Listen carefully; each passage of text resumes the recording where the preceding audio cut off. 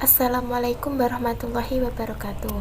Kami dari kelompok 2 mata kuliah Ekonomi Moneter dan Bank Kesentralan akan mempresentasikan bab mengenai teori uang dan standar moneter. Sebelumnya, perkenalkan anggota kelompok kami. Yang pertama, Syahna Akimilailia dengan NIM 12402193061. Yang kedua, Siti Zaimah dengan NIM 12402193067. Yang ketiga, Nafi Nur Khairina dengan NIM 12402193069. Yang keempat, Fitri Nurmilasari dengan NIM 12402193078.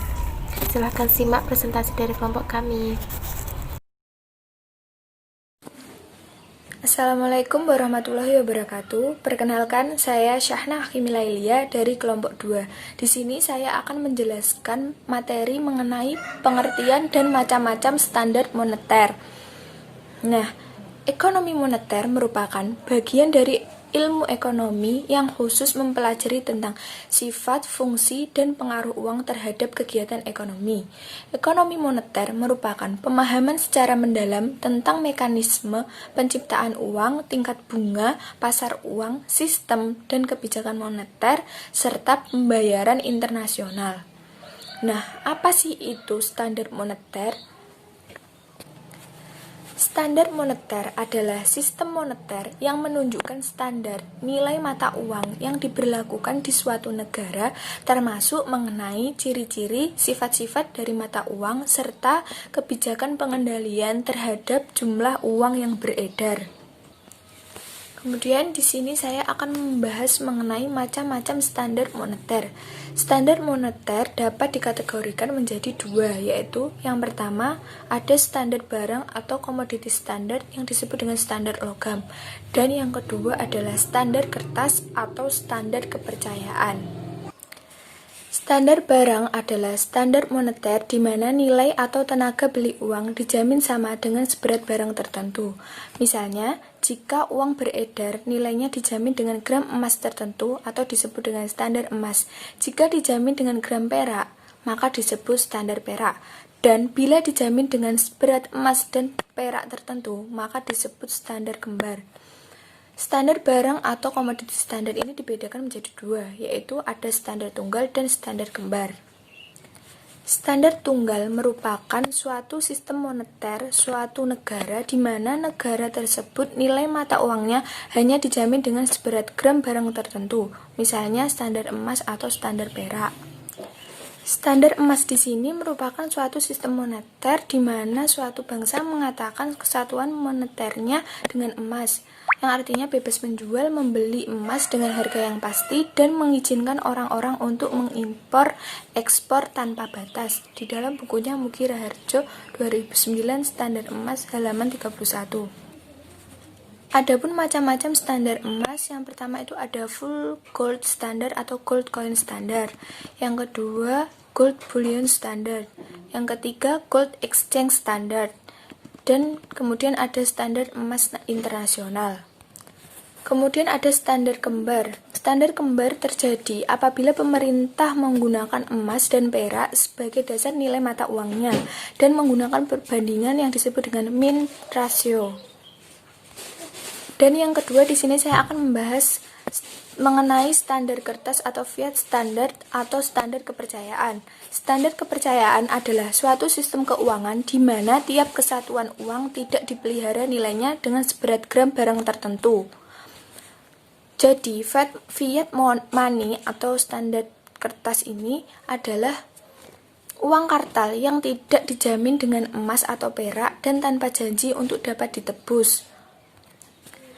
Dan nilainya tidak dijamin dengan seberat emas atau perak, serta nilai tukarnya tergantung dari kemampuan pemerintah dalam memberi jumlahnya agar dapat mengurangi penyusutan yang besar. Dengan kata lain, jumlah uang yang beredar diatur oleh pemerintah agar dapat memenuhi kebutuhan dalam perekonomian. Nilai uang yaitu kemampuan uang untuk dapat ditukarkan dengan sejumlah barang ataupun jasa tertentu. Menurut Napier, nilai uang dapat dibedakan menjadi 3, yaitu nilai nominal, nilai intrinsik, dan nilai real. Nilai nominal yaitu nilai yang terkandung atau tertulis pada uang yang bersangkutan. Misalnya uang 50.000, tertera angka 50.000, sehingga nilai nominal pada uang 50.000 yaitu Rp50.000. Yang kedua, nilai intrinsik, yaitu nilai bahan yang terkandung pada uang tertentu. Misalnya uang Rp50.000. Untuk membuat uang Rp50.000 diperlukan bahan kertas dan bahan lainnya sebesar Rp3.000, sehingga nilai intrinsik pada uang Rp50.000 yaitu sebesar Rp3.000. Yang ketiga yaitu nilai real, merupakan nilai yang dapat diukur dengan barang atau jasa yang dapat diukur dengan uang tersebut. Misalnya uang Rp1.000 dapat ditukarkan atau dibelikan dengan segelas air mineral, sehingga nilai real pada uang Rp1.000 itu yaitu dapat ditukarkan dengan segelas aqua mineral. Materi yang ketiga yaitu nilai internal dan nilai eksternal. Nilai internal adalah daya beli uang terhadap suatu barang atau jasa. Contohnya, dengan uang Rp5.000 kalian dapat membeli sebuah buku tulis. Jadi, nilai internal uang Rp5.000 adalah sebesar sebuah buku tulis tersebut. Yang kedua, nilai eksternal. Nilai eksternal adalah nilai uang dalam negeri yang dibandingkan dengan mata uang asing, atau biasa dikenal dengan istilah kurs. Contohnya, kalian dapat menukarkan uang Rp14.000 dengan $1 Amerika Serikat di bank yang melayani penukaran valuta asing. Saya Fitri Nurmilasari, di sini saya akan menjelaskan mengenai perubahan nilai tukar dan kurs. Perkembangan ekonomi dunia ditandai oleh semakin terintegrasinya perekonomian satu negara dengan negara lainnya. Ditunjang dari semakin berkembang pesatnya teknologi informasi dan komunikasi di pasar keuangan dunia, menyebabkan perpindahan modal bergerak lebih cepat dalam jumlah yang sangat besar mengikuti perkembangan ekonomi dan kebijakan dari suatu negara. Indonesia telah mengalami beberapa pergantian sistem kurs seiring dengan pergantian periode kepemimpinan negara Republik Indonesia. Perubahan sistem kurs di Indonesia dikarenakan oleh pemerintah yang menetapkan kebijakan pemberlakuan sistem kurs yang disesuaikan dengan kondisi keadaan makroekonomi Indonesia. Perubahan perilaku nilai tukar rupiah terhadap dolar Amerika Serikat dipengaruhi oleh banyak faktor, baik faktor fundamental maupun non-fundamental. Faktor fundamental atau faktor ekonomi yang dapat memengaruhi adalah tingkat inflasi, tingkat suku bunga, jumlah uang yang beredar, aliran modal yang masuk maupun keluar, posisi neraca pembayaran internasional Indonesia, serta kebijakan-kebijakan moneter yang dilakukan pemerintah. Sedangkan faktor non-fundamental antara lain adalah faktor psikologis, faktor sosial politik, dan keamanan negara. Selain faktor fundamental dan faktor non-fundamental, faktor keterbukaan ekonomi juga dapat memengaruhi pergerakan nilai tukar rupiah terhadap dolar Amerika Serikat. Dalam hubungannya dengan nilai tukar, tingkat inflasi yang tinggi di suatu negara akan menyebabkan harga barang-barang produksi dalam negeri menjadi lebih mahal, sehingga barang-barang tersebut kurang kompetitif di pasar internasional.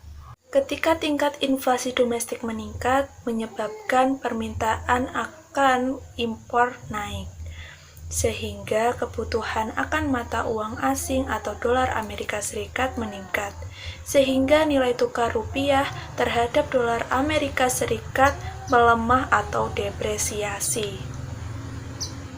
Ketika tingkat inflasi domestik menurun, menyebabkan permintaan akan impor turun, sehingga kebutuhan akan mata uang asing atau dolar Amerika Serikat menurun sehingga nilai tukar rupiah terhadap dolar Amerika Serikat menguat atau apresiasi. Tingkat bunga merupakan salah satu faktor yang memengaruhi nilai tukar. Perubahan tingkat bunga suatu mata uang akan berdampak pada perubahan permintaan akan mata uang tersebut, baik yang berasal dari investor domestik maupun investor asing. Ketika tingkat bunga mata uang domestik menurun, modal akan meninggalkan negara tersebut dan akan menyebabkan mata uang domestik melemah dan depresiasi. Ketika tingkat bunga mata uang domestik meningkat, modal akan masuk ke negara tersebut dan akan menyebabkan mata uang domestik menguat atau apresiasi. Semakin terbuka suatu negara, maka nilai tukar negara tersebut semakin rentan dikarenakan liberalisasi perdagangan. Semakin besar aliran modal atau devisa yang masuk dalam suatu negara, maka nilai tukar negara tersebut terapresiasi. Menurut Menko, nilai tukar adalah tingkat harga yang disepakati penduduk dua negara untuk saling melakukan perdagangan. Menurut Miskin, nilai tukar merupakan harga dari suatu mata uang dalam mata uang yang lain. Menurut Nopirin, nilai tukar adalah pertukaran antara dua mata uang yang berbeda. Maka akan mendapat perbandingan nilai atau harga antara kedua mata uang tersebut. Menurut Salvatore, nilai tukar adalah harga suatu mata uang terhadap mata uang lainnya.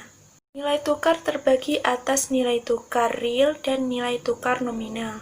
Nilai tukar nominal adalah harga relatif dari mata uang dua negara. Sebagai contoh, jika nilai tukar antara rupiah dan dolar Amerika Serikat adalah 14.000 per dolar, maka dapat menukar 1 dolar untuk 14.000 rupiah di pasar uang. Nilai tukar real adalah harga relatif dari barang-barang di antara dua negara. Sekian presentasi dari kelompok kami, kurang lebihnya mohon maaf. Wassalamualaikum warahmatullahi wabarakatuh.